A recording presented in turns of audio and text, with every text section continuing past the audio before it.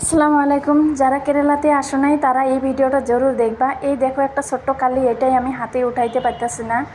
তো এই কাল্লি বড়, সরি আমার হাত চোখে লেগে গেল। তো এই বড় বড় কাল্লি দিয়ে ঘর বানায়, এখানে ওয়াল বানায় আমাদের জায়গায় যেরকম ইটা।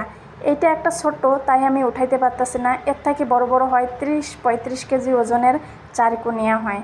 তো এখানের গুঁড়া পাথর মাটি দিয়ে এই কাল্লি পাহাড় কাইটা বানায়। তো এটা একটা দেখো সাদা রঙের বানায় রাখছে। তো থাপিও এটাও ছোট, এর থেকে আরও বড় হয়। এদিকে সাইডের ওয়ালগুলা দেখো সব কাল্লি দিয়ে বানানো। এখানকার ঘর বিল্ডিং যত আছে সব কাল্লি দিয়ে বানানো হয়। সাইডে দেখো এই যে ঘরগুলা যত আছে এগুলা কাল্লি দিয়ে বানানো হয়। আর টালি, টালি মানে ঘর ঠান্ডা রাখে, তার জন্য টালি। এদিকে অনেক গরম, আর এখানকার ফলও অনেক মিষ্টি হয়। এখানকার টান মাটি গুঁড়া পাথরের বানা। তো ঠিক আছে, তোমরা ভালো থাকো, সুস্থ থাকো। যারা দেখো নাই তারা দেখো এই বিল্ডিং।